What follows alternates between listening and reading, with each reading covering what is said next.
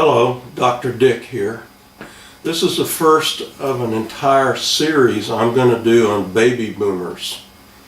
What their challenges are, why they matter to you even if you're not one, and what some of the solutions are to their challenges. And this is the first in that series. Who are baby boomers? You've heard me say this before. In the USA, they're anybody who was born between January 1946 and December 1964.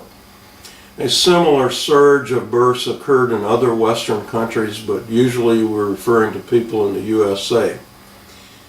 Now, what is it important to know about baby boomers? I think they have three challenges. Number one, you need to understand that their sheer numbers just overwhelm everything.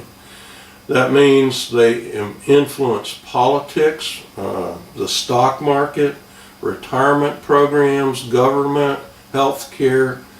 Everything is influenced by this huge wave of people.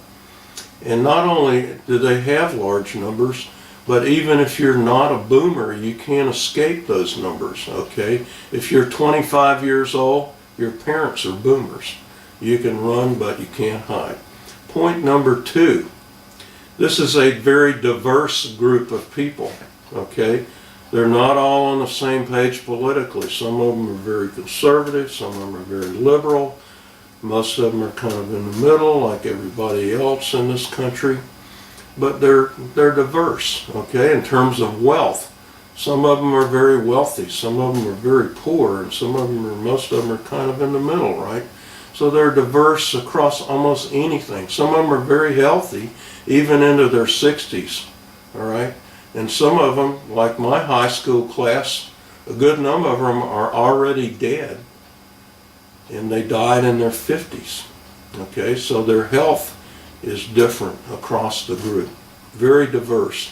Number three, most boomers, and even people who are not boomers, who are trying to take care of boomers, are going to be very surprised at the changes that are coming upon us right now.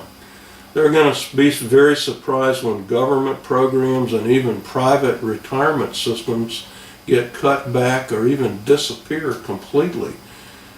They're afraid and they're concerned about their financial future because of the tremendous changes that are happening in our world. And they want to be informed. That's what this series is about, informing people. I want to emphasize one more thing. This series is not about politics, okay? Yeah, there are political implications of everything, especially aging. I understand that. But I don't care if you're a Democrat or a Republican, a conservative or a liberal, you will have something that you can learn from this series. No, you're not going to agree with me every time I have something to say, and that's okay. But it's not about political solutions, it's primarily about individual solutions. Yes, you should vote your conscience for the candidates of your choice. I encourage you to do that. But the truth is, the politicians in Washington, D.C. and other national capitals have had 20 to 30 years to deal with some of the problems I'm going to talk about, and they fail to do it, okay? So the point is that we're now at a place where we have to find our own solutions to a large extent. We have to find individual solutions to how we're going to take care of ourselves, both our health and our finances, how we're going to take care of aging relatives, etc. We cannot simply depend on politicians wherever they are, and that's my point.